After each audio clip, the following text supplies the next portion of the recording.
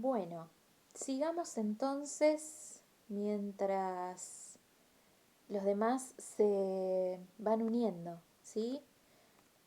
Entonces, al día de la fecha, ¿sí? 2 actividades pendientes para ustedes, ¿sí? No para todos, pues hay personas que ya han hecho, ¿sí? La actividad uno por lo menos, ya he visto varias personas que la han realizado. Es decir que viene quedando la actividad 2,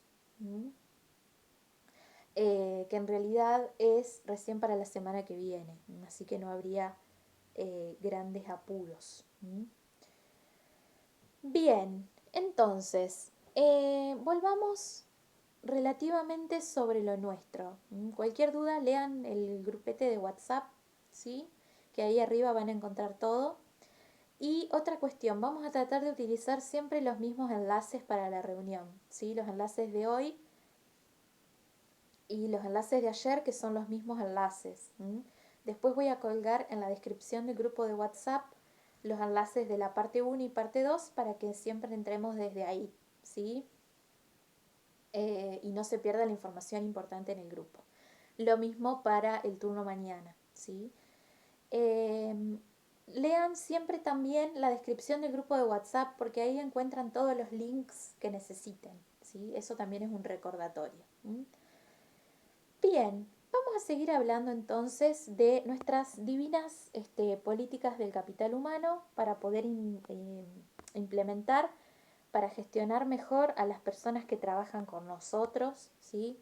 Y de paso, cañazo, para que esas personas se quieran quedar con nosotros, ¿sí? Em, Vimos la gestión del conocimiento, ¿sí? Vimos la inteligencia emocional. Les dejo después el cuadrito más nítido para que puedan hacer un poco de ejercicio como para saber qué componentes ustedes mismos ya poseen y cuáles deberían entrenar en todo caso, ¿sí? Para gestionar un poco mejor a los demás y gestionarse ustedes mismos también, ¿sí? Y vamos a seguir por la gestión por competencias. Habíamos dicho que para poder hablar sobre la gestión por competencias, primero teníamos que definir qué es una competencia laboral, ¿sí? Y habíamos dicho que una competencia laboral es un conjunto de conductas, de comportamientos, ¿sí? Que denotan que una persona es capaz de llevar a cabo con éxito una actividad, ¿sí? En este caso una actividad laboral, integrando, ¿sí? Sus habilidades, sus actitudes y sus conocimientos. Algunas características básicas de las competencias son que una vez adquiridas son permanentes, ¿sí?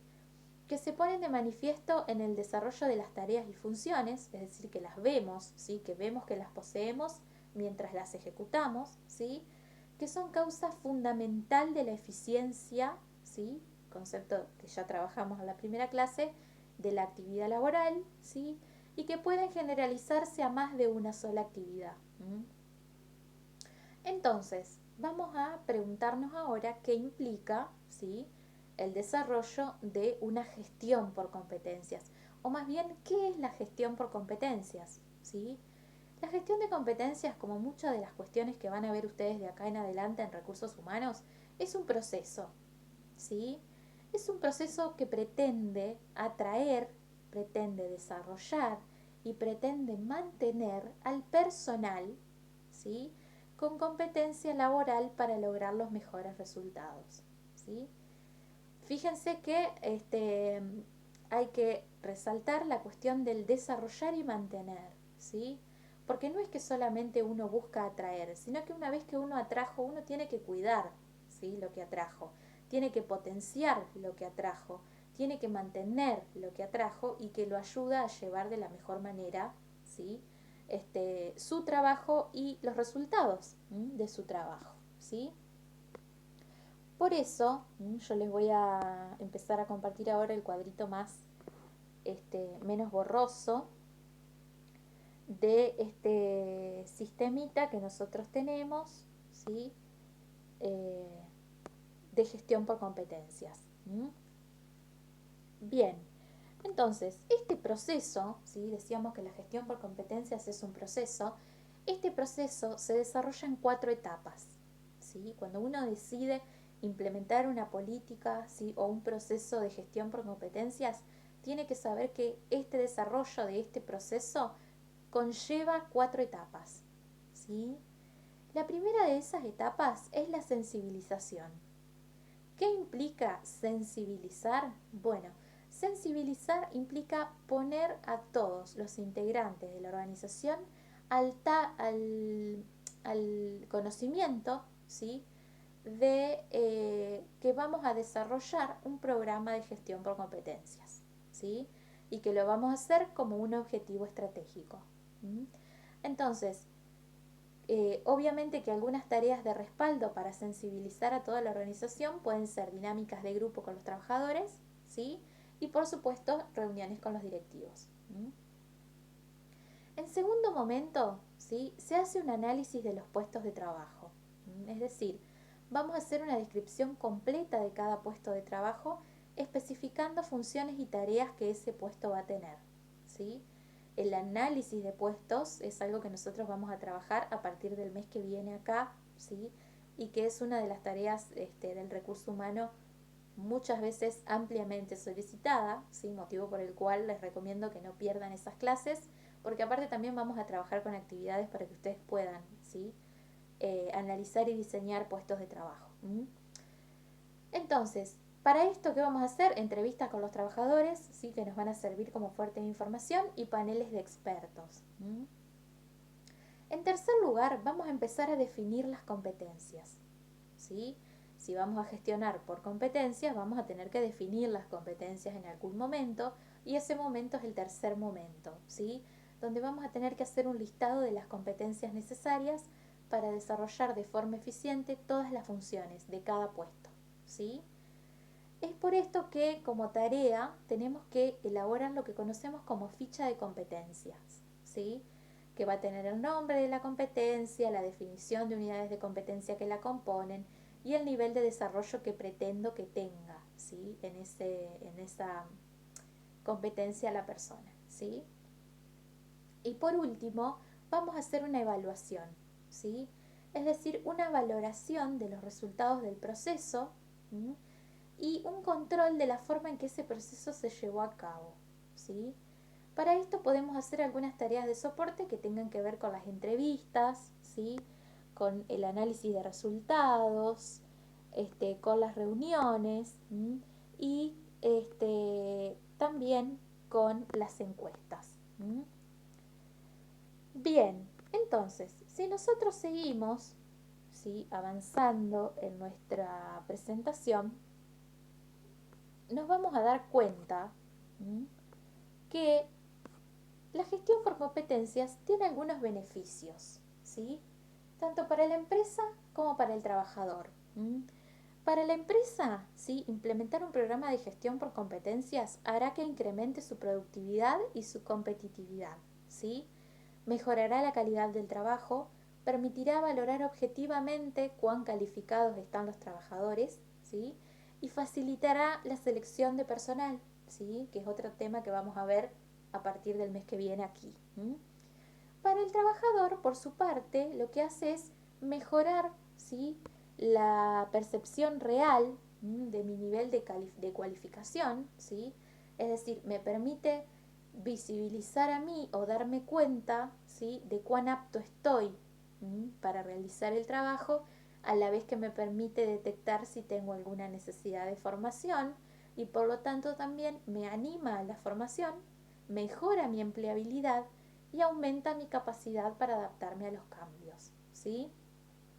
Yo siempre, cuando hablamos de los beneficios para el trabajador, les pongo el ejemplo les pongo siempre ejemplos de salud, ¿sí? Pero vamos a suponer que yo me acabo de egresar, ¿sí? De acompañante terapéutico, y un centro integrador que utiliza este programa de gestión por competencias me toma para trabajar, ¿sí? Entonces yo empiezo a trabajar, trabajo un mes, ¿sí? Con las competencias teóricas que me dio la facultad, que tengo, que están bien, que sirven, ¿sí? Trabajo 2 meses, trabajo 3, ¿sí? Y al cuarto mes, mi paciente hace una crisis, ¿sí? Crisis subjetiva del tipo que a ustedes se les ocurra, ¿sí? Intento de suicidio, pánico, brote psicótico, ¿sí? Cualquiera. Y vamos a suponer que yo me doy cuenta ¿sí? De que no sé qué hacer cuando mi paciente entra en crisis, que tengo algunos conocimientos, pero que no me alcanza. ¿Mm? Entonces, ¿qué ha sucedido ahí? Hay un vacío, ¿sí? Y ese vacío me ha permitido a mí identificar mi nivel real de calificación para hacer mi tarea, a la vez que me ha permitido detectar una necesidad de formación, ¿sí? Necesito formarme en crisis, ¿sí? Si quiero que mi trabajo mejore, si quiero poder sostener este tipo de situaciones, tengo que formarme en intervención en crisis, ¿sí? Y por lo tanto me anima a la formación. Yo puedo sugerirle, ¿sí?, al centro integrador que haga una capacitación sobre intervención en crisis para todo el staff. Puedo sugerirle que yo quiero hacer una capacitación y que ellos se hagan cargo, o puedo decirles que yo necesito la capacitación y ver si ellos me dicen que me la pague yo o cómo hacemos, ¿sí?, para que yo pueda tomarla.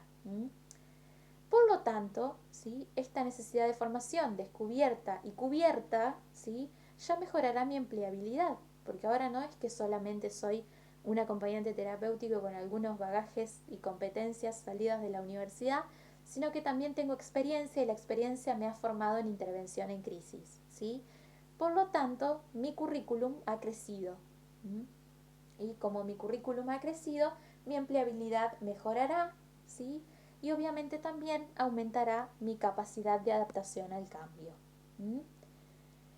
¿Se va entendiendo? Sí, sí, profe. Entendió. Bien. Los leo si alguien tiene alguna consulta mientras vamos entrando a la última, ¿sí?, de las políticas del capital humano que nosotros vamos a trabajar aquí, que es la modificación de la conducta. ¿Mm? Bien, ¿qué es lo que ven en la figura? Está medio borrosa, pero se entiende. ¿Qué es lo que ven en la figura? Un cubo de Rubik. Un cubo de Rubik, ajá. Ahí está armando, o desarmando. Bien. Armando, creo. ¿A alguien se le ocurre algo más? Creo que representa cómo una persona tiene que gestionar sus propias capacidades en función de mejorar un trabajo, una posición. Bueno, bien. ¿Alguien más tiene algo por ahí? Modificar su mente para modificar la conducta, dice Amiel, se pregunta Amiel. Bueno, también.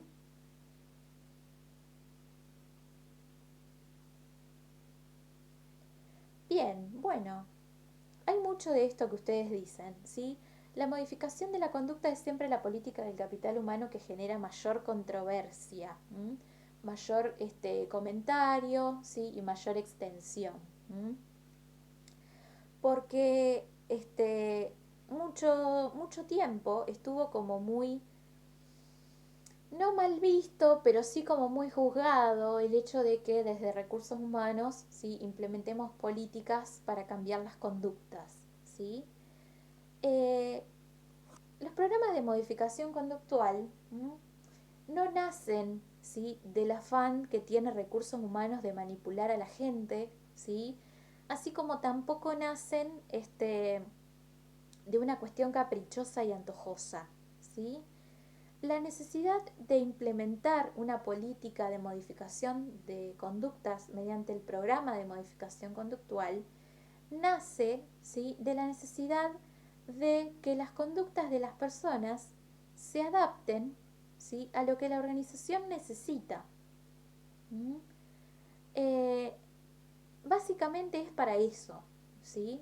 Entonces, ¿qué es la modificación de las conductas? Bueno, en principio vamos a decir que es la aplicación sistemática, ¿sí?, de principios, pero no solamente de teoría, ¿sí?, no solo de principios, sino también de técnicas, ¿sí? Y no solamente para modificar, sino también para evaluar y para mejorar, ¿sí?, los comportamientos de las personas y de este modo para facilitar un funcionamiento personal y social favorable.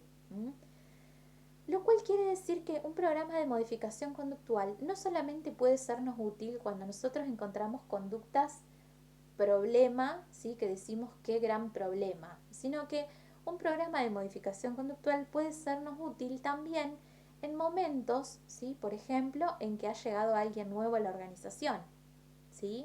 Es decir, cuando estamos implementando lo que vamos a ver más adelante que se llama inducción, ¿sí? En los procesos de inducción, por ejemplo, se puede también aplicar un programa de modificación conductual en el cual, mediante una técnica que se llama modelado, ¿sí? Que es una técnica de modificación de la conducta, el empleado puede aprender algunas cosas que todavía no sabe, ¿sí? Entonces, y eso no es un problema, ¡guau! ¡Qué problema! Sino que simplemente es una cuestión adaptativa a la organización. ¿Mm? Entonces, fíjense que no es solamente a los fines de sacarnos de encima algo que creemos que es sumamente molesto, ¿sí? Sino que también es a los fines de la evaluación y la mejora, ¿sí? Como les dice ahí la definición. Más, mucho más que simplemente buscando una modificación radical, ¿sí? Lo que se busca es una mejora, un ajuste, ¿sí? Bien, entonces, nosotros vamos a decir que para modificar la conducta se debe seguir un programa, ¿sí? Que es este programa que ustedes tienen aquí. ¿Mm? Y que seguramente no vamos a alcanzar a desarrollar entero, ¿sí? Pero vamos a ver hasta dónde podemos llegar. El primer paso, ¿sí? De este programa de modificación conductual es lo que ustedes ven acá como recogida de la información, ¿sí? La recogida de información comienza, ¿sí? Hace que comience este programa, ¿sí? Y arranca una vez que hemos determinado el individuo al que se le pretende aplicar el programa, ¿sí? Es decir, toda vez que alguien ha venido a quejarse sobre algún individuo en particular o toda vez que nosotros hemos pesquisado un problema con algún individuo en particular, comenzará la recogida de información, ¿sí? ¿Qué es lo que vamos a realizar como actividad mediante esta primera etapa que es la recogida de información? Bueno, en principio la observación de su comportamiento, ¿sí? Es decir, nos vamos a tomar unos días para observarlo. ¿Mm? Vamos a observarlo un día, ¿sí? Vamos a observarlo dos, vamos a observarlo tres, minuciosamente, sin llamar tanto la atención, ¿sí? Y si la conducta no desaparece, ¿sí? Lo que vamos a hacer es básicamente decirle a la persona en cuestión que, bueno, llegó el momento de tener una entrevista, ¿sí? Y en esa entrevista, nosotros vamos a necesitar conocer algunas cuestiones, ¿sí? Es decir, si yo he identificado que Pepito viene agresivo, ¿sí? Entra a la oficina agresivo y realiza su trabajo de modo agresivo, ¿sí? Y yo lo observo un día y al otro y al otro y al cuarto día viene una compañera y se queja, ¿sí? Es momento de golpear la puerta de la oficina de Pepito y comunicarle que lo esperamos para una entrevista mañana, ¿sí? ¿Qué es lo primero que nosotros vamos a hacer en esa entrevista con Pepito? Bueno, básicamente le vamos a preguntar qué le anda pasando, ¿sí? Tan sencillo como eso. ¿Qué te anda pasando, Pepito? Que últimamente he visualizado, ¿sí?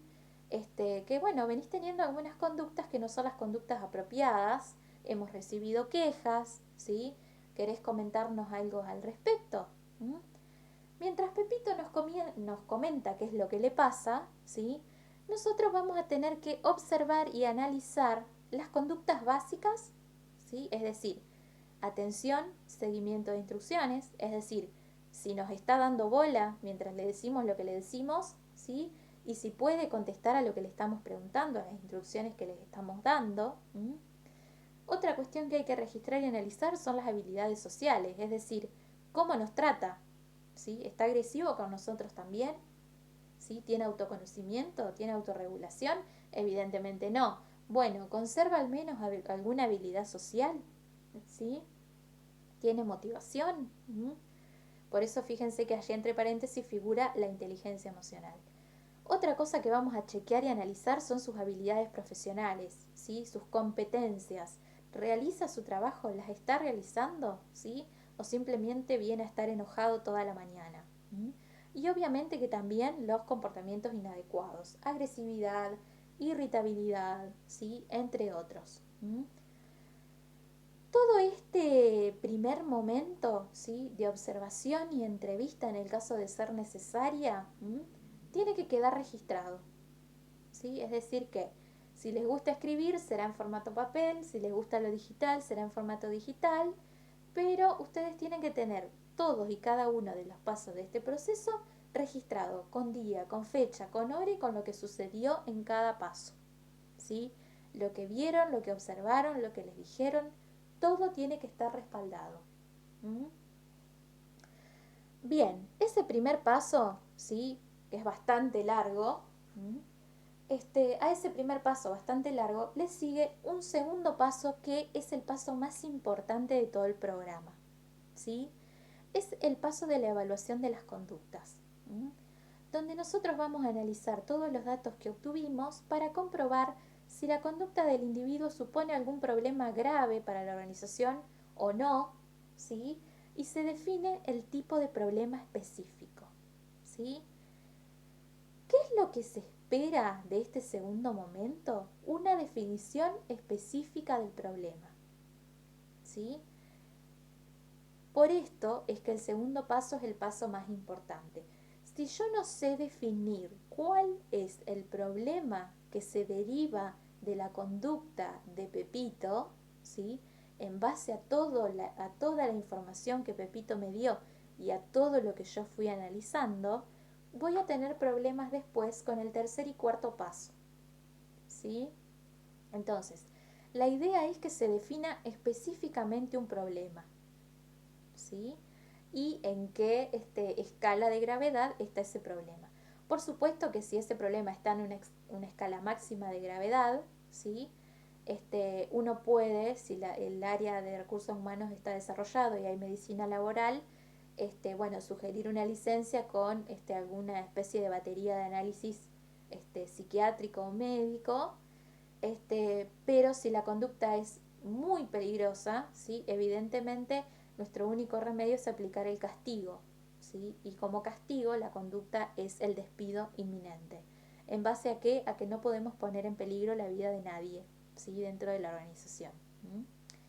En el caso de que ese no sea el problema, ¿sí? Que el problema sea un problema relativamente menor, vamos a definir del tipo de problema. ¿Para qué? Para pasar al tercer momento, que es la aplicación de la técnica, ¿sí? Y en la aplicación de la técnica vamos a elegir la técnica adecuada, ¿sí?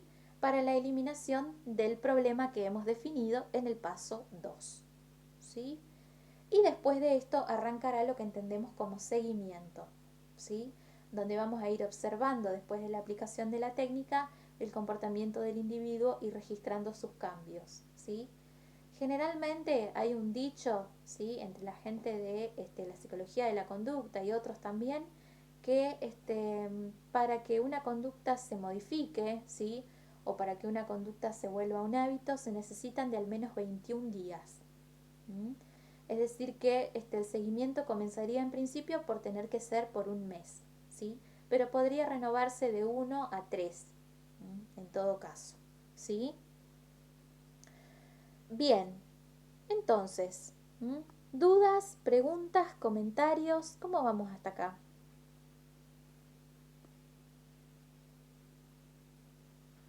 Bien, profe, ¿sabes qué te iba a preguntar? Si vamos a ver tipo las técnicas como para modificar distintos tipos de conductas.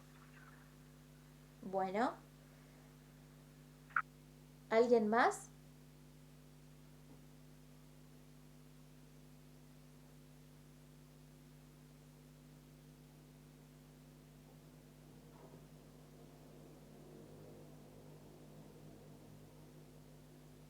¿Nadie más tiene dudas?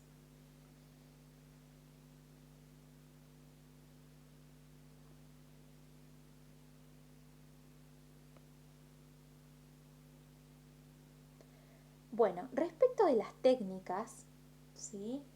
La técnica a aplicar obviamente va a depender del problema específico que se quiera erradicar, ¿sí? De la conducta específica que se quiera erradicar. Ustedes tienen acá, ¿sí? A continuación, yo les hablo de ejemplos de situaciones y técnicas que se pueden aplicar, ¿sí?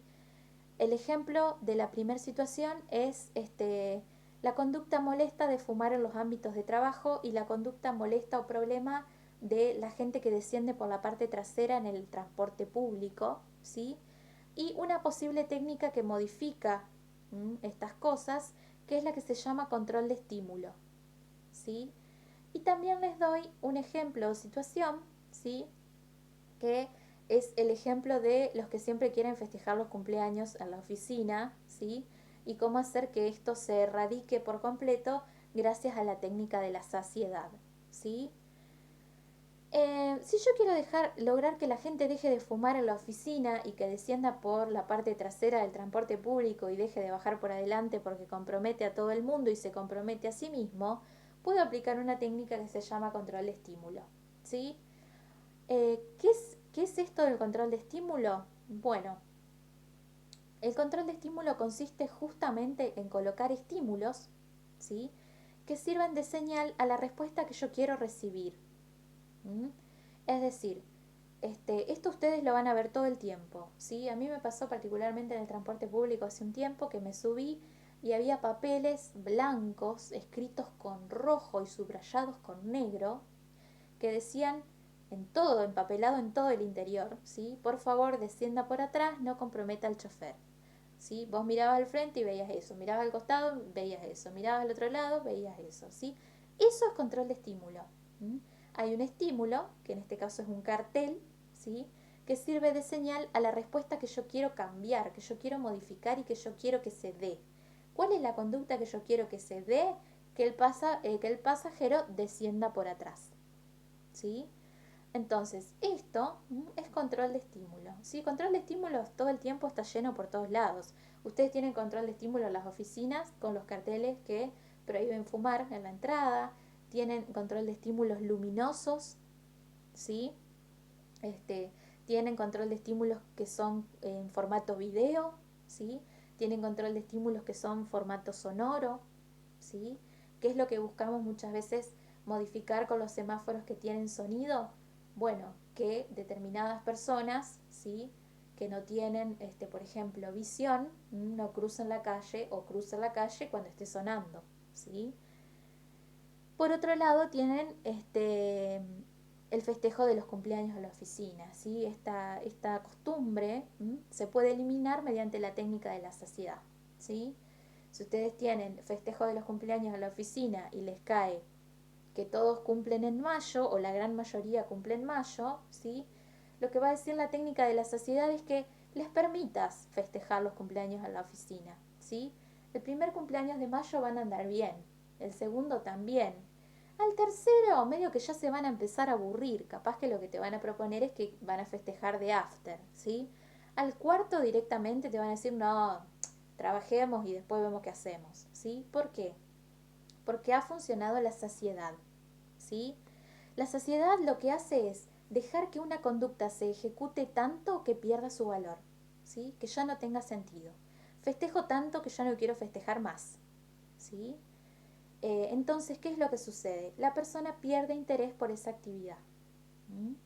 Estos son los dos ejemplos que yo les presento acá con dos situaciones y dos técnicas, ¿sí?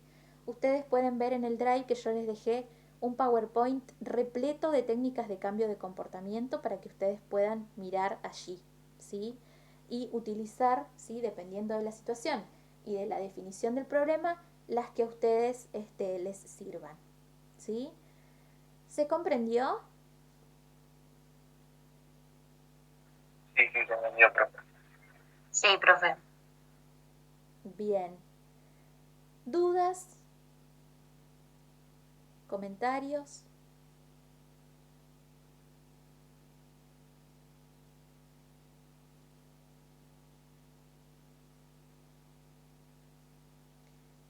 Una última cuestión antes de terminar este bloque,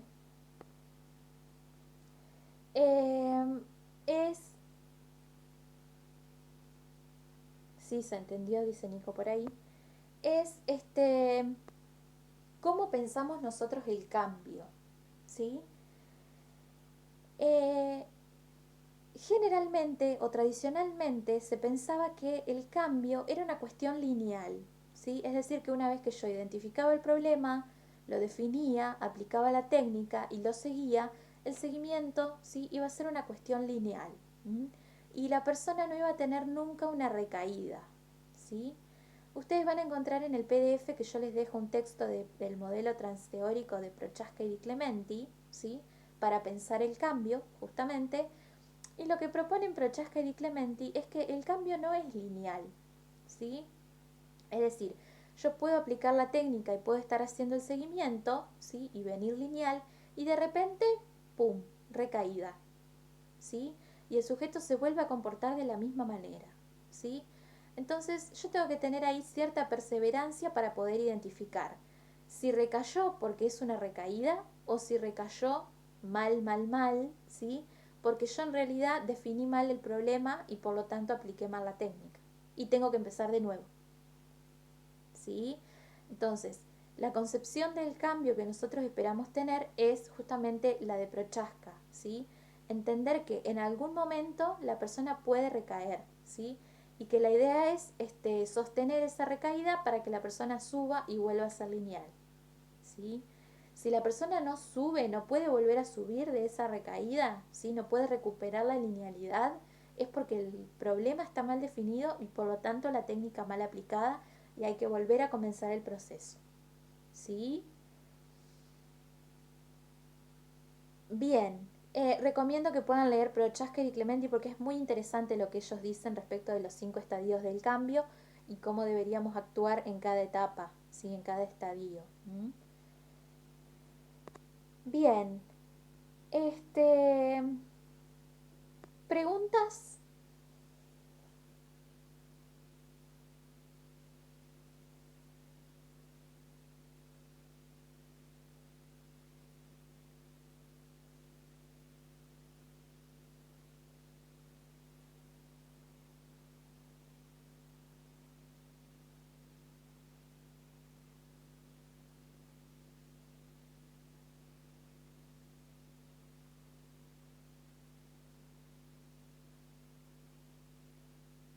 Nadie tiene preguntas, qué raro. Esto siempre suele dar mucho que hablar.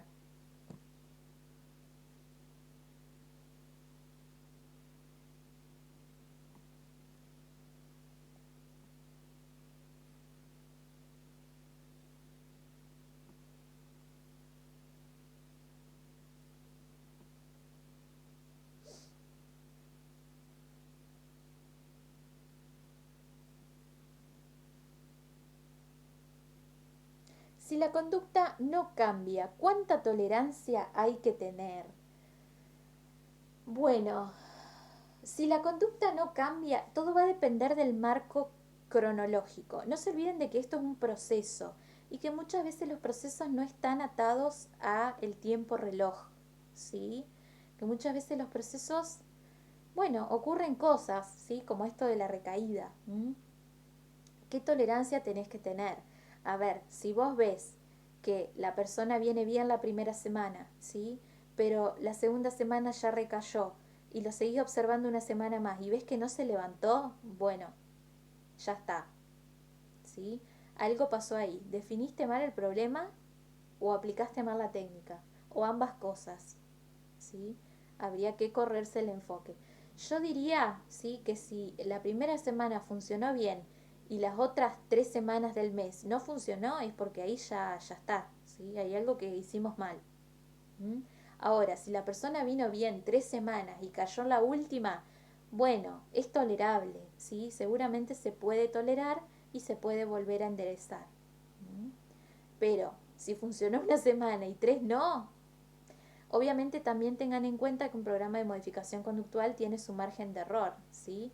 Puede ser un 98% efectivo y queda un 2%, ¿sí? Que tiene que ver con el hecho de que trabajamos con seres humanos y que muchas veces nosotros somos seres complejos e impredecibles y hay otros que son muy renuentes al cambio de comportamiento, ¿sí? Entonces hay que ver la especificidad de cada sujeto también en ese sentido. Pero yo te diría que observes detenidamente, que si la primera semana funcionó y ya después se vino a pique, es porque eso está mal, ¿sí? Algo pasó ahí. Revisar el problema y revisar la técnica, volver a empezar, ¿sí? Si necesitas otra entrevista, bueno, será otra entrevista, no hay problema por eso. Sí, todo tiene que quedar registrado. Que cambiaste, que volviste a cero, también tiene que quedar registrado.